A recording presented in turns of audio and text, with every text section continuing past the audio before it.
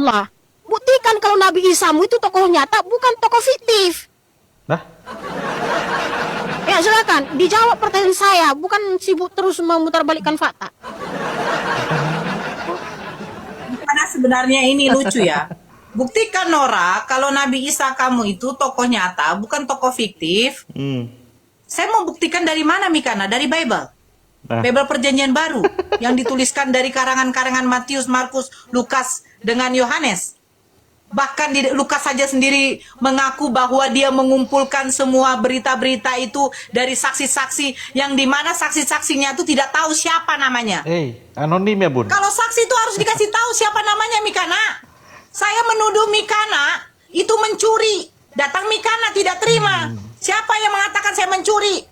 Saya bilang ada saksi yang melihat kamu mencuri. Siapa Nora? Pokoknya ada saksi. Ya siapa Nora? Saksi. Lukas 1 nomor 3. Pokoknya. Baca Lukas 1 nomor 2 sampai 3 apa dikatakan? Lukas 3 nomor 2 sampai 3. Lukas 3 dia mengatakan apa? Ketika dia mengumpulkan berita-berita dan merangkumnya dan menjadikan sebuah buku dari saksi-saksi. Siapa saksinya? Anonim, Bun. Gak ada tahu satupun, tidak ada dicatatkan Lukas. Terus itu mau dikatakan fakta? Kalau gitu begini aja, Mikana. Saya bisa saja menuduh si ini si itu tanpa saya sebut nama saksinya. Ini secara logika. Lukas mencatatkan sebuah berita, sebuah cerita yang dimana pernah hidup seorang Yesua Hamasia yang dilahirkan seorang perawan. Ternyata perawan itu punya suami. Apa mungkin seorang perawan punya suami? Logika, yang namanya perawan ya perawan. Buktikan kalau dia perawan.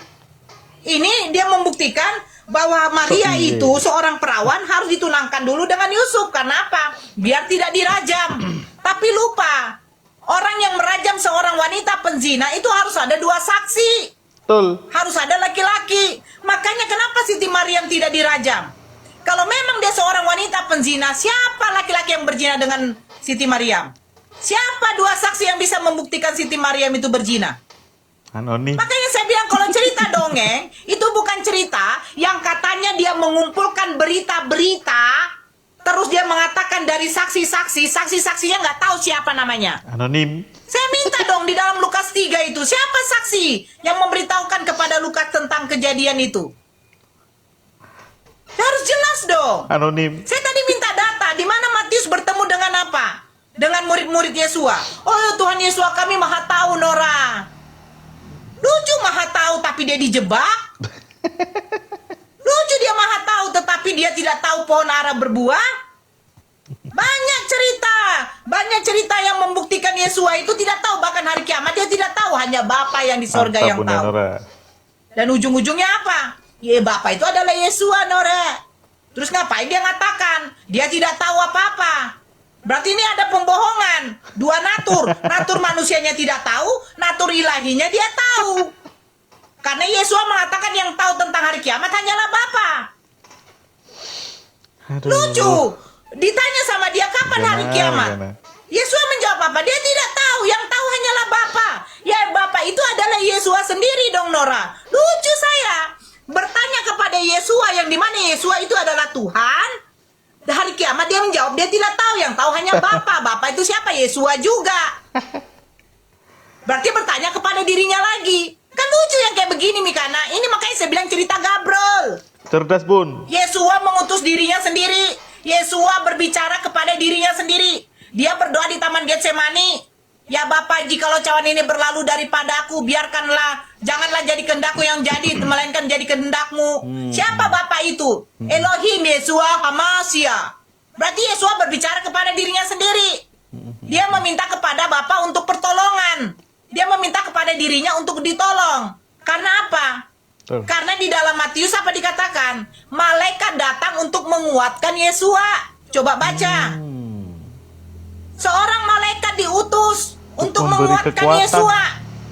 Masa malaikat menguatkan Tuhan? Ini makanya saya bilang cerita yang namanya dongeng.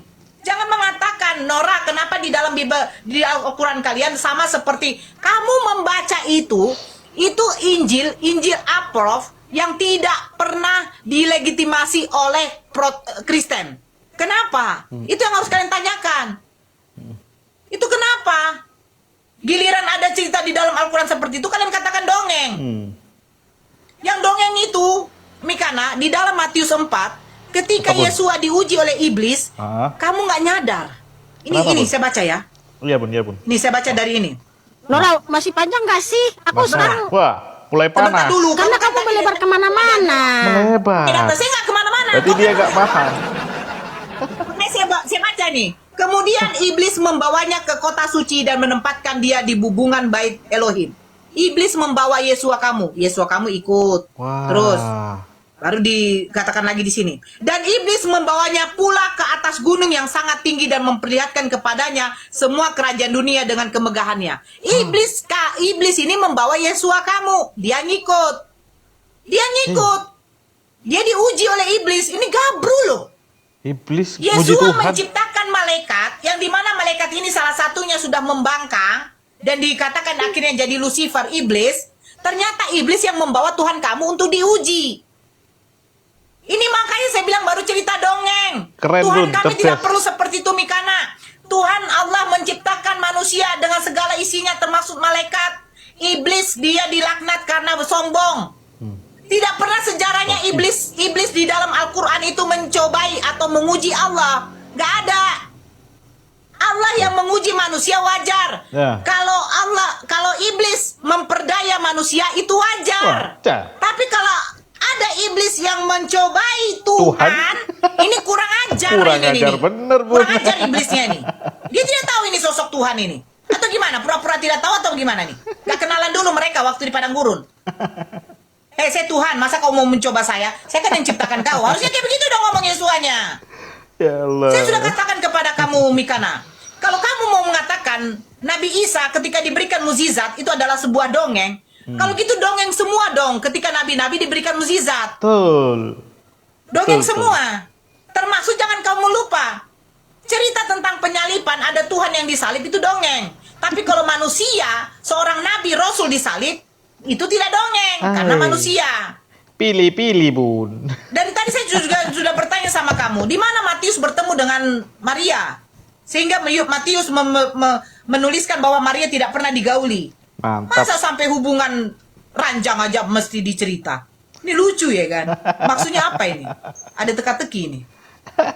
Dari tadi saya bertanya itu, di mana bertemu mereka? Anonim. Saya tadi minta data, di mana Matius bertemu dengan apa? Dengan murid-murid Yesua. Oh Tuhan Yesua kami maha tahu, Nora. Lucu maha tahu tapi dia dijebak. Lucu dia maha tahu tetapi dia tidak tahu pohon ara berbuah. Banyak cerita yang membuktikan Yesua itu tidak tahu, bahkan hari kiamat dia tidak tahu, hanya Bapa yang di sorga Mantap, yang Bunda tahu. Nora.